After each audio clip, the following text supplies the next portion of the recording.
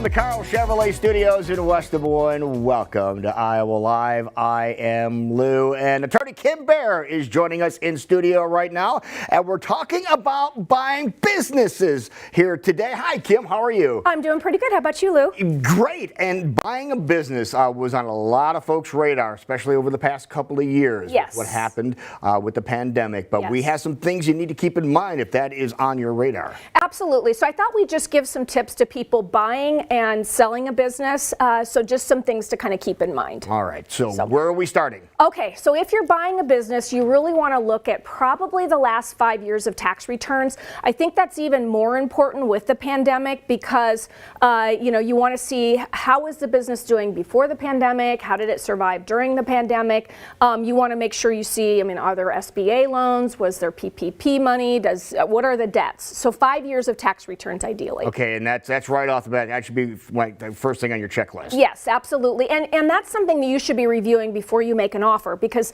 that's the information you need and your accountant needs to be able to value the business. Now, when you're buying a business, you want to make sure you're buying only one thing. What are you buying? Yes, you're only buying the assets. So, and trust me, the few times where I've had a client that said, no, don't worry about it. I'm going to buy the whole thing. This is my friend or this is a good guy.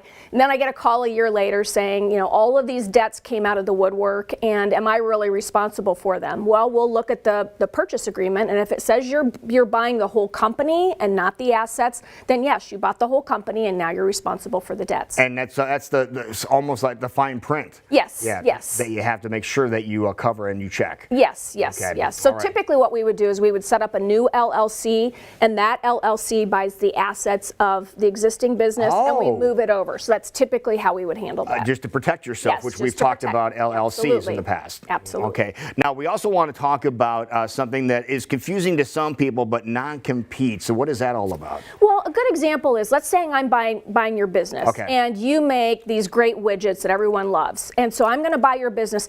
I want to non-compete from you because I don't want you to sell me the business and move down the street and open a new business. Mm-hmm. And I certainly don't want you to go work for a competitor or be a consultant for a competitor. So we need a non-compete. And how much time do you normally protect somebody with a non-compete? So, I think the law's a little bit more generous in this area when you're buying a business, so 5-10 years might be something that you would look at. It just kind of depends on and sometimes it has to have a set time because that's what Iowa law requires. Okay. So. All right. So that's something to keep in mind too. So you're not buying a business and like Kim said, and then the person that you just bought it from decides to open up a business right down the street. Yeah, and I've seen that happen. Yeah, so, yes. Which is not a good thing. Now, let's talk franchise because that's really important. Right. So if you own a franchise, or let's say you want to get into a franchise, there's lots of franchises right. out there.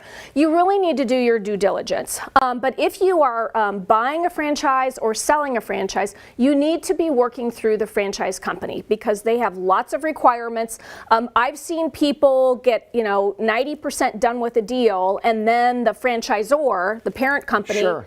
throws all sorts of roadblocks because there are things that they want the new person to do. Maybe they want the new person to buy another $100,000 worth of product. Really? Those are things that you need to know up front. So if you're going to get involved in a franchise and you're buying one from an existing franchisee, got it. or you're just getting into it, make sure that you talk to the franchisor and that you understand all the terms. Yeah, that could be just, again, more of the fine print. Yes, more of the fine print. That you may not have realized was really part of the whole overall deal. Right.